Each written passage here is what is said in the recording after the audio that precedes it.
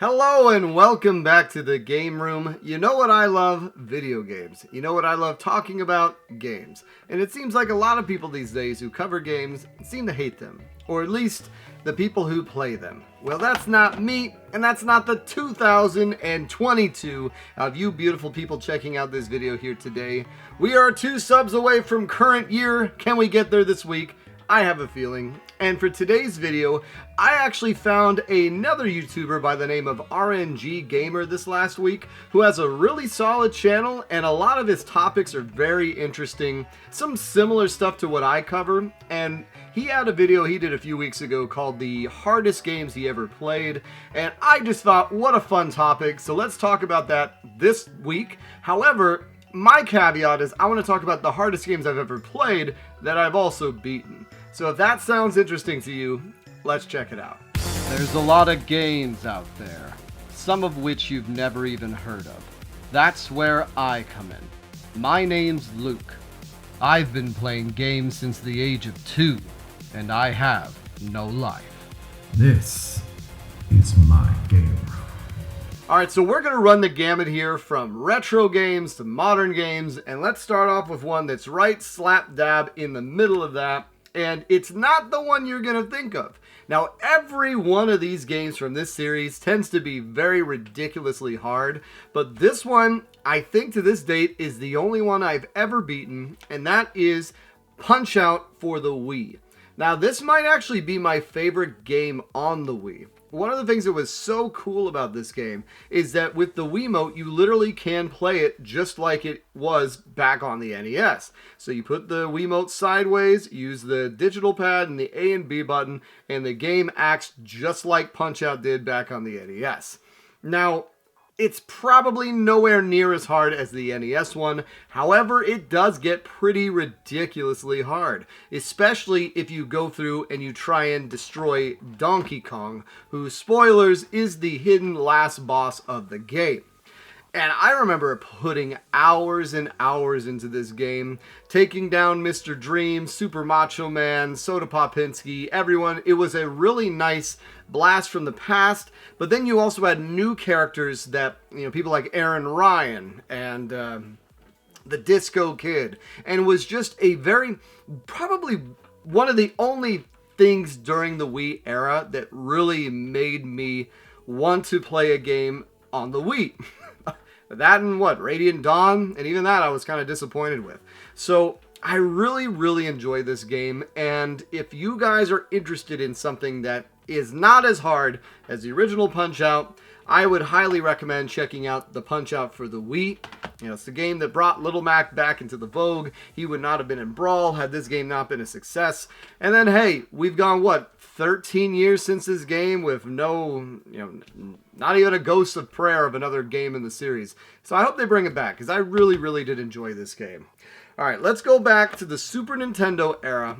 Now, this is by no means a phenomenal game, but it was the epitome of one of those things where you bought it, you're gonna beat it. Now, this particular game does not have a save feature, which is part of what made it so hard to beat. And that game is Jurassic Park on the SNES. So this game is part top-down and then part 3D kind of dungeon crawler. And it really follows more of the plot from the book. So if you guys are familiar with the book, there is a whole subplot about the raptor nests that have been propagating throughout the island. Well, in the game, the main point is that you as Dr. Grant are going around and trying to destroy all the various raptor nests. Meanwhile, you're running away from T-Rexes, you're running away from Velociraptors, everything. And if I recall, getting killed is not a game over. It just puts you back a bit. But there is no way to save the game. And it's maybe a 5 or 6 hour game. And also that's if you know exactly what to do. So it's very much a where the hell do I go, what the hell do I do type game. And I vividly remember playing this for years, never beating it, and then one night getting the run of my life where I figured out the different weapons. I found some areas I could never get. I figured out how to do the dungeon crawler and how to open up the right doors. But before I knew it, it was the end of the night, and I had to go to bed. So I left the SNES on, and I probably left it on for a couple of days, which is something I never recommend doing. I hate doing that to my systems, but it was the only way I was ever able to beat this damn thing. And you know what? When I did beat it, I still wished that I had picked up the Genesis version, because I played the Sega Channel version of it, and it was so much better. But hey, still, one that I beat, very, very tough, very obtuse, not a great controlling game, but one of those games that really, you don't see much fondness for these type of games where it's like you knew back then that it wasn't great, but it was all you had, so you were going to give it your damnedest. And you know what? Because of that, I have fond memories for it. All right, moving on, let's get to something that's a little bit more recent. So this was a game that I went into it knowing it was going to be hard, and it just was tough.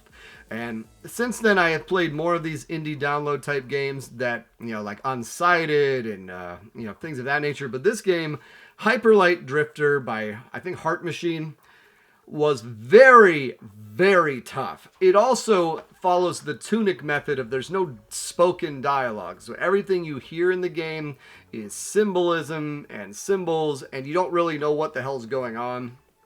But fun. A lot of fun. But very, very obtuse. I went through and I beat the game, and even after that, there were several doors I was never able to open, several upgrades I was never able to find, and it's one of those things where I think it's a little bit too hard to be worth it to go back and do that. This is kind of like one of those things where if I was younger, if I had more time, if it was back in the day, I probably would have put more time into finding these things, but at the time, it was not so hard that it was impossible, but it definitely was a challenge. And part of that challenge didn't have to do with actually playing the game. It was how to decipher the game. So I have found that while that is a cool mechanic, even as recent as when they did it in Tunic, it does kind of bother me. At a certain point, just tell me what the hell's going on. I don't have anything, I don't have a reference, and I don't want to look it up and then find out something I didn't want to know. All right, now this next game was one that I had not planned on picking up. It was luckily the game that kind of gave me the gateway drug into the FromSoft series, even though I had tried FromSoft games before that, and that was Sekiro Shadows Die Twice. It's so funny. When I saw this game, I thought, wow, they're doing another Ghost of Tsushima before Ghost of Tsushima comes out. Hard pass. But then, as is bound to happen, I saw the game come out and I saw people playing it. I just had nothing going on right then, and I think it was 2019. And I was like, you know what? Let's give this game a shot. And wow, what a fun experience that turned out to be. My big complaint with a lot of the Souls-like games is that it is designed in a way where it rewards cheesing it, or it encourages needing to know what you need to do before you get to it, and not in a way where trial and error is, oh, I have the tools at the ready, now I just need to, move A, B. No, with this, it's, oh my god, I have to go find those tools by leveling up several times or finding a certain weapon type before I can attack it. And what Sekiro did is Sekiro gave you all the right tools, made sure you were on the same progression plan as where you should be at that point in the game, and then it was up to you and your skill to get past it. Now, I did cheese a few things, especially on the ghost guy, or the guy at the top of the tower, I can't remember what his name was, but I remember running in a big circle, attacking, did a horrible thing to get past that. But in these type of games, you can only do that for so long, and you certainly can't beat it. And by the time I got to the last boss, I almost perfected the 4-stage boss of that game. I was deflecting things I didn't even know you could deflect. That's how locked in I was, and how much fun this game turned out to be, but also how punishing it could be. And one of the hardest games I've ever beaten, but also one of the most enjoyable ones. Now, another game that was one of the hardest games I've ever beaten, and I didn't even get credit for it, because Sony in its infinite wisdom decided not to put a trophy behind it. Not that I give a damn about trophies. But that was God of War 2018. Now, hear me out. The reason why it was so damn hard is that I played it on Give Me God of War mode. So this goes back to when Jen and I were first dating. I played God of War 3 after she bought me a PS3, and I played it in front of her on Titan mode to show off. Not that she cared, but still, that's what I did. Then when I played God of War Ascension, I played it on the hardest mode. And then fast forward, 5-6 years, I'm playing God of War 2018. Well, I gotta play it on the hardest difficulty. But holy cow, it was a struggle. You died in 1 or 2 hits. The enemies took so many more hits, and they had the ability to upgrade to elite enemies within 1 or 2 hits. So you had to be very strategic. You had to be diplomatic. You had to go through. In the early parts of the game, it was virtually impossible. It took until the part where I could go through Nilhilm or Niflstein or Niflheim, where I could finally get the upgraded armor, and then finally it felt like a traditional God of War game where you're just destroying fools. But even then, if I made a misstep, I'd be dead. However, it was so enthralling, it was so fun, and it was still so fair that it didn't really bog it down. Now, I did play God of War Ragnarok on Give Me God of War mode as well. Nowhere near as hard. You already start that game off way ahead of where you started God of War 2018. So because of that, not nearly as difficult a scenario. Even going through the Valkyries and the other people. Now, in God of War 2018, going through the Valkyries was insane. Going through the main Valkyrie chick was ridiculously hard. And of course, I made a video on that did one of the worst things I've ever done on the channel. But yeah, God of War 2018, super hard if you play it on the hardest difficulty. There's no rewards for doing it, but if you want a challenge, give that bad boy a look. Now let's move back to my oldest system when I was alive, was the NES that I started on. In a game that I'd been trying to beat since I was a kid, and I never was able to. It is an arcade port called Marble Madness. Now, one of the reasons I love this game so much is it was a co-op game where you could play 2-player at the same time. But always, as would happen in this game, I would get to level 4. I would not be able to get to the end of level 4 without losing almost all my time. And then we would get to the level 5 is one where you're going up. And you would die there. Once in a blue moon, I'd make it through level 5, get to level 6, and I'd have like 3 or 4 seconds. Well, I did finally manage to beat this game 2 or 3 years ago. My buddy Wes was doing a video. I can't remember the subject of it, but it was talking, I think it was about cheaper games. And so I was just trying to get footage for the game for him. And I actually went through and I beat the damn thing. And I was so excited to finally beat it. And I've not really ever talked about it on the channel, but yes, that was one of my quests to beat this game as a kid, and I finally did it 30 years later. Insane. Speaking of a game that took me 29 years to beat, another early meme for the channel is the legendary Cobra Triangle. So this is a game that you play as a boat. It's made by Rare. It's similar to RC Pro-Am. You go through various different levels that have different objectives. Either you win a race, or you rescue people, or you blow up mines. Sometimes you're avoiding things like whirlpools, or icebergs, or logs. And then you have big boss fights. So as far as diversity of levels, it's pretty damn cool. I'd say it's kind of a hybrid of a shooter in an isometric view with a little bit of a racer DNA put in that. And then as you go through the game, the thing I never understood as a kid, which is probably why it took me so long to beat the game, is that you get these upgrades that allow you to, these upgrade tokens that allow you to upgrade one of your 5 things. So your firepower, your missiles, you have something called the Force, which also regenerates all your health and makes you invulnerable. So once I learned how those worked, then I was able to finally beat the game. But there's also multiple pathways through it. So you can turn left or right at various different points in the racing levels, and it'll take you on different trajectories. And what's funny is I beat the game, and then years later I went through to do another kind of hard school demonstration of how I beat it. And I went the other way this time, and I discovered an iceberg level that is even more insane than the traditional iceberg level you come up against, and is super hard, but still so fun, so enjoyable. I have like a 30-minute video if you want to take a look at it from 2016, I think, or 2017, where I walk through how to beat it if you're interested in it, because it is so satisfying to do, and still one of my favorite games, and one of the things I'm most proud of, at least during the run of this channel, is the fact that I was able to finally beat Cobra Triangle. All right, a game that was more known for the controversy when it was coming out, but still over the years has been getting a lot of cred, had so many DLCs, even had a partnership with Konami to make a Castlevania spin-off version, and that is Dead Cells.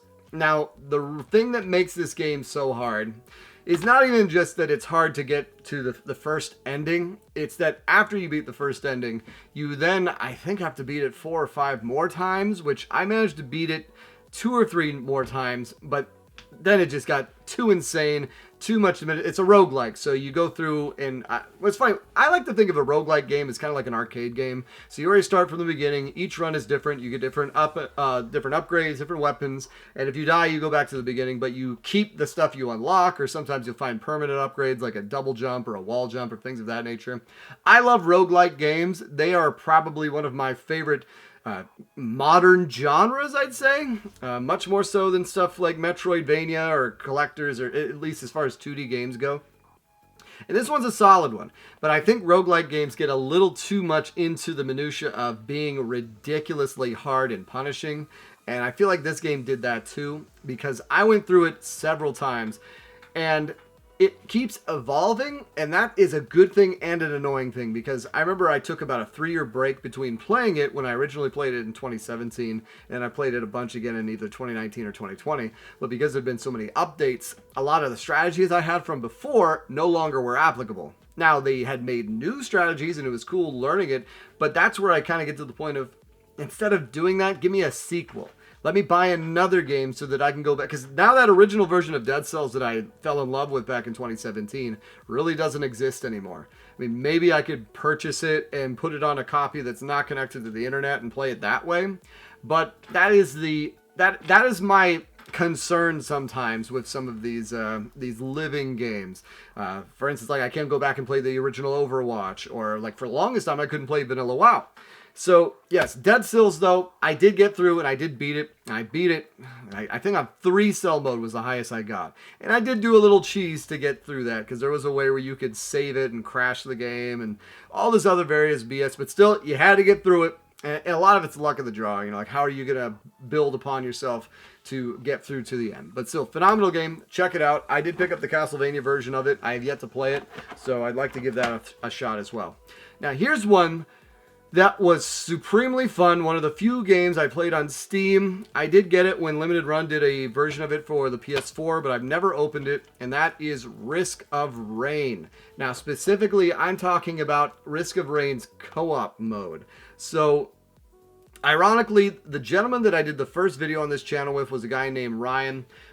Him and I were neighbors. He wanted to be he wanted to be part of this channel journey with me, but he really was against kind of my initial thoughts going into it. But one of the things we wanted to talk about was going to be Risk of Rain, and we wanted to get footage of us playing it co-op, because co-op was so impossible to get through and beat.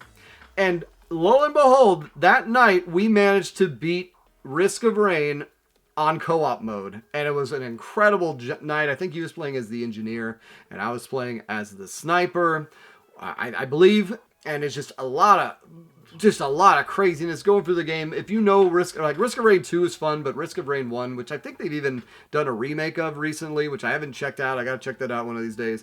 But getting through it on co-op mode, something that I thought was pretty much impossible.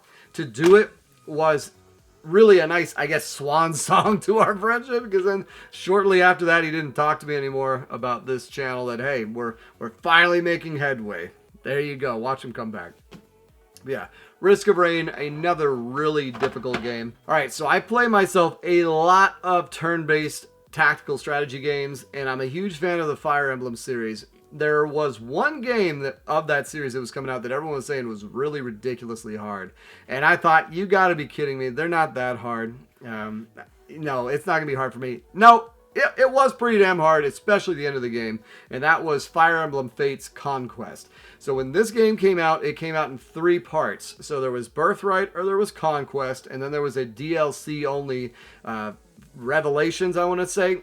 And if you got the special edition, all 3 came on the same card, which I did get. I picked that up, thank God, before it went up in price. But Conquest was supposed to be the hard version, and they were not kidding. The diversity of maps, win objectives, your group in general, but mainly the final battle was insane. You have a wave of energy coming that destroys. You have all of these unlimited enemies that come flying at you, and I hate losing troops in Fire Emblem because of the permanent death, But and this was also before they did the rewind feature. I want to say the rewind, or maybe rewind was introduced in Awakening. I can't remember.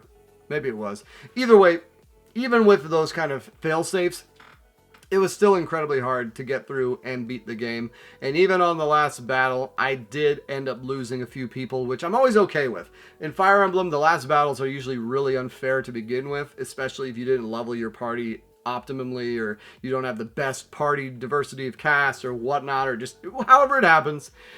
So I got through it, but I lost a lot of people. I think I may have lost everyone except 2 people. One of them being the main character, Robin. I think it was Robin, yeah? No, Robin's in Awakening. Who is in this one? Anyways. So yeah, or Corrin. Was it Corrin? God, there's so many Fire Emblems. I think it was Corrin. So I lost almost all the characters, but I did beat the damn thing. And then I went through and I played Birthright, destroyed it, and I played Revelations, destroyed it. So yes, Conquest was really ridiculously hard. All right, now probably the most modern game. Yeah, the most modern one we're going to talk about was a game that I very much wanted a PS5 for. In fact, it's the reason I got a PS5. And that game was Returnal. So technically, I haven't beaten the 3rd ending of this, but I've done it twice, and I've gotten through, and I've done as much as I'm going to do on this damn game. It's another roguelike game, but it's a first-person shooter sort of thing. You get different item upgrades throughout it. It's tough. It's really involved with adjusting and avoiding enemies and avoiding projectiles, and reminds me of another game we're about to talk about right here, and probably one of the hardest games to get up for, because when you have a bad run, it is very punishing. So it is one of those things where you throw yourself at that brick wall until you break through and have the time and run of your life, and then once you die, then it's back to square one. So it's very, very hard to come to terms with that thing. But as far as a game goes, phenomenal. And really, if you're on the fence about a PS5, this is the game that convinced me to get one, and I would say is well worth it for you to get one too. All right, moving on to a game that I totally forgot I played this game with Jen back in the day, and we actually beat it, and it was something that I never beat as a kid. And that game is the Three Stooges, which is so funny. I think we played it on 2-player.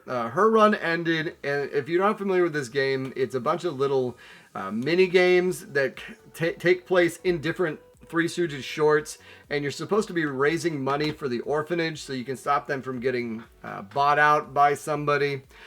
And if you get a certain amount of money by the end of the game, the orphanage is saved, and you win the game, essentially. And I never even got close. And this is years of playing it. Now, I've never really, with a lot of NES games, you don't really actively try to beat them. You just have a play session. And, all right, well, what we do. On this particular one, I had the game of my life. We didn't get any of the, I figured out how to time the finger. So there's a finger that goes out, and you hit it at the right time, it stops on something. And what happens is if you keep hitting these fly traps, it will remove your fingers, and then eventually you stop losing turns to get into mini games. Well, in this particular run, I figured out the timing of it, and I managed to avoid it, bet your luck status. And I got a huge amount of money. We managed to save the orphanage, got the girls or whatever. And I remember telling Jen at the time, oh my God, we beat Three Stooges. This is incredible. And she just kept looking at me like, yeah, that's great job. You really look like you had a lot of fun. She just didn't get it. But for me, it was it's like Cobra Triangle. I've been playing these games since I was 3-4 years old, and to finally see the ending was something pretty special. So yeah, that was a fun one to beat.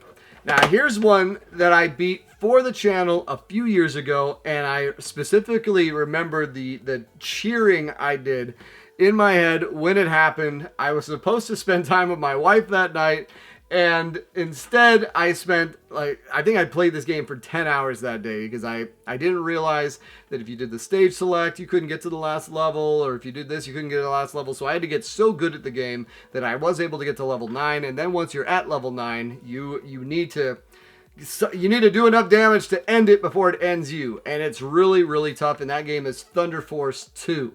And by the skin of my teeth, I got through and I beat this. And I am not a good guy when it comes to shooters. I am not terrific at them. And really getting through this game was an accomplishment and a half for myself. getting it done, getting it, like, I think I beat it at like 2 a.m., 3 a.m., something like that, but I did it. I woke my wife up. She's like, great job, bud. And it was just a really monumental achievement for myself and really hard. Fun game though. Fun game, but really, really tough and tough to get through. It's a horizontal shooter, but then it's also a free range shooter that transfers back and forth. And the last levels, especially, you can't even get to unless you've gone from the beginning of the game. And I think the only way I was able to do it is by giving myself the extra continues. But even then, I mean, I got so good, I was able to run through it, which is what you're supposed to do. I mean, I had myself a nice bite-sized memory of what old gaming was like, where you would get through, die on level 6, and then you have to work through levels 1, 2, 3, 4, and 5. And then eventually you get so good that where it took you 5 minutes or 20 minutes before, it takes you 5 minutes to get better. Whatever. Really good time. Loved it. Super satisfied with how that game went. Now here's one that we ended up playing because it gets so much grief. Another one I played for Noob Gamer with Jen, and that was Back to the Future. And I thought this game was a joke, but after watching her play it and enjoy it, it kind of got me hankering to give it a shot. And yes, it is not perfect. It is not a great representation of the Back to the Future movie, but it's actually pretty surprisingly fun.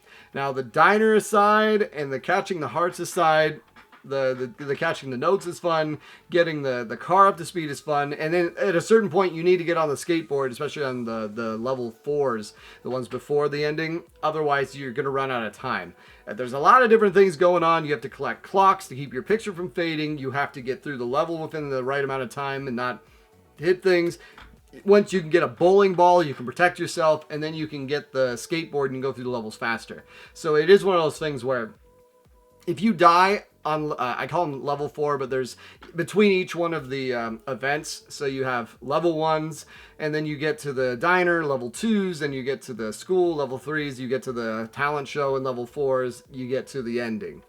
So in level 4s, if you lose the skateboard, you don't have enough time to get to the end of the match.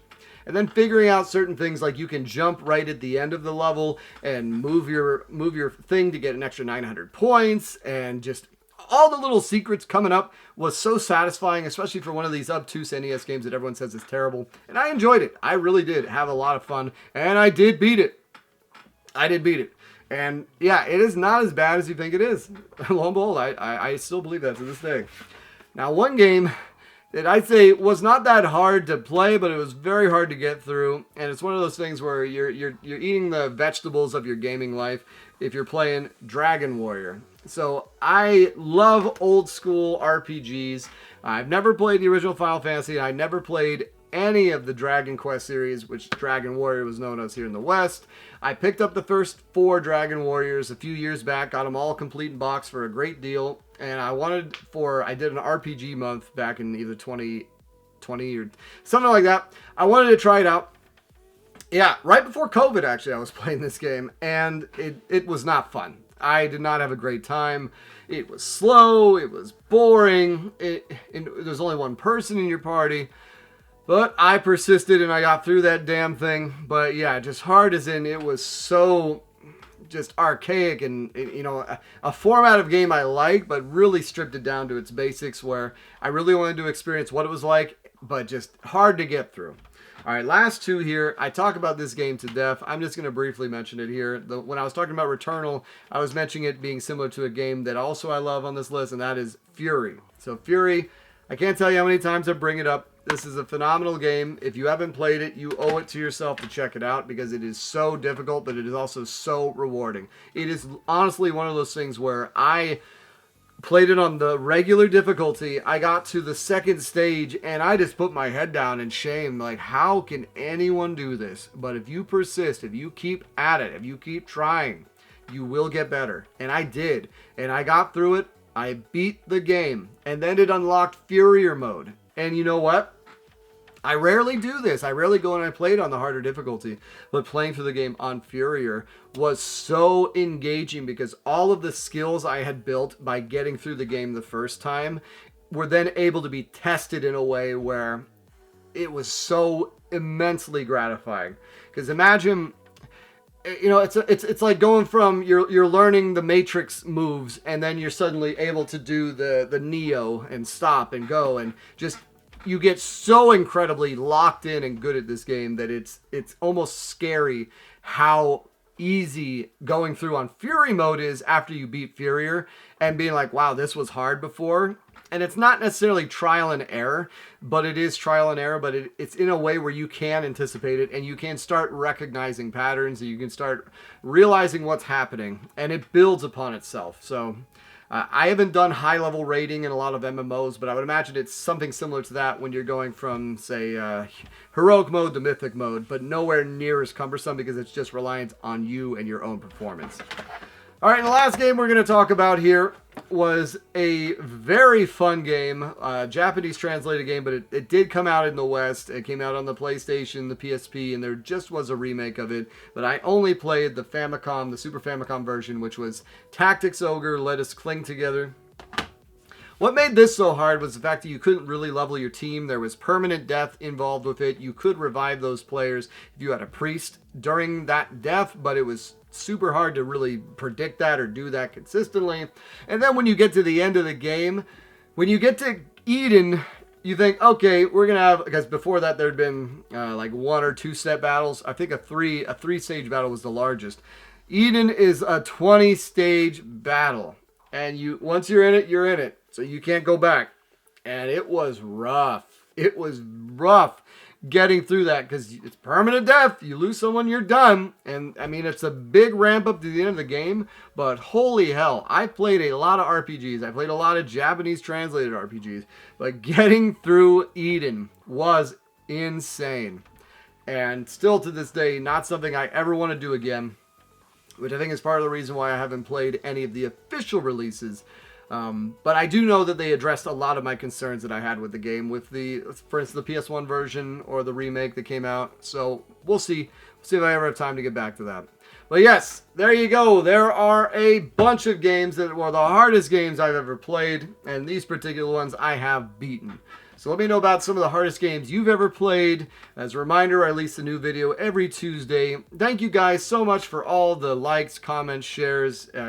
Once again, if I don't respond to you, just know I am seeing it. It's just I've noticed that the algorithm does not like it when you interact with your fans. So that's why. But yeah, you can always reach out to me on Twitter or anything else like that. I'm always happy to talk to all you guys. It is so nice having you here. It means the world to me to be able to share this passion with you guys and talk about games, because that's just what I love doing. And yeah, check out that RNG Gamer's channel, because he does some solid work and has a phenomenal collection. So thank you again. If you ever see this for the topic, and who knows, maybe we'll do something together someday. All right, as a reminder, I release a video every Tuesday. I think I already said that. It's been so nice getting a hold of you. Take care.